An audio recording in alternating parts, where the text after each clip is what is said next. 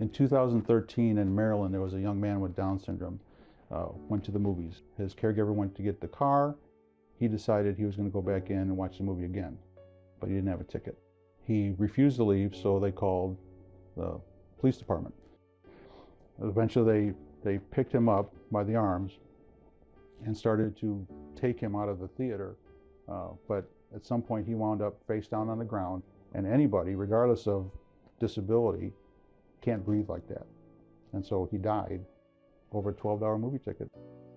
This hit home for Tom, who is the dad of a spunky, funny, and dancing little girl, who also happens to have Down syndrome.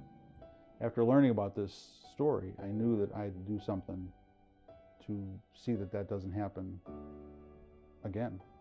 We wanted to meet this bright light that created such an inspiration. So we did. You want to tell me a little bit about yourself? Tell Whitney what your name is. Emily Furter. She's in a very good mood right now, but that mood changes. Emily's moods can change throughout the day. She has ups and downs all day long because of her disability. Things just change, and a lot of people don't understand that, and a lot of people have issues dealing with that, and that's something I'm trying to change. And that's exactly what inspired a life-changing and saving series. Welcome to the show. Thank you. What did you form? We just watched that video and you spoke so from the heart. What exactly came out of that story? What came out of that story was my desire to do what I could to not let that happen again. My background is in emergency services, and with Emily being my daughter, I see both sides of that situation, of those encounters.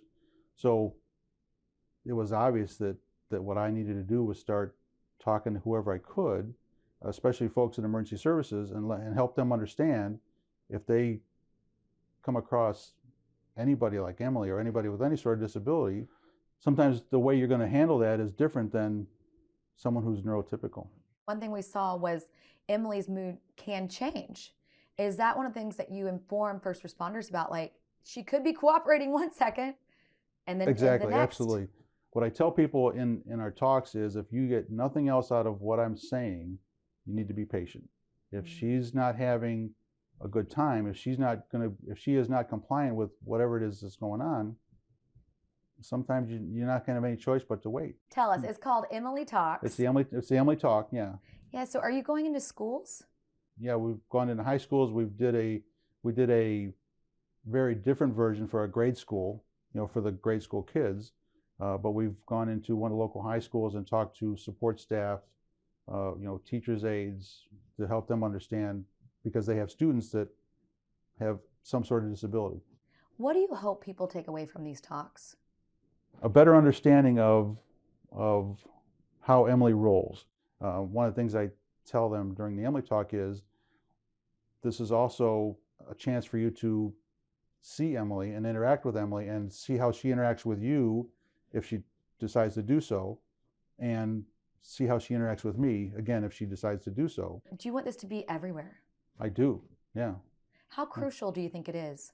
Oh, it's very crucial. You can, a cursory internet search will show you, probably on a daily basis, there are folks that are being mishandled by school staff, by emergency responders, because they don't understand.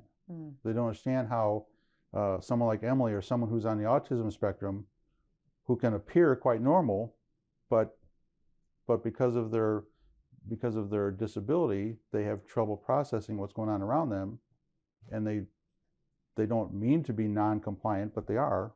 And if you understand why they're being non-compliant, then you're less likely to let this escalate into something that it ought not escalate into. Right. And so is that one of the things you teach, is like how to de-escalate? Yeah, absolutely. Again, it's all about being patient. If there's no reason to move Emily from the movie theater because she doesn't want to leave, don't move her. The new normal is the buzzword now since the pandemic, the new normal. We've been living new normal for 26 years. To some degree, everybody has a new normal. Something happens in your life and things change and you have to adapt to that, that's your new normal. Emily's normal, my normal is certainly not your normal. And if you want to understand how Emily's normal runs, this is your chance. That's one of the that's what the Emily Talk is about, to teach them here's how things work. That is so amazing. Well, thank you so much for coming on today. Thank you. Thanks for having me.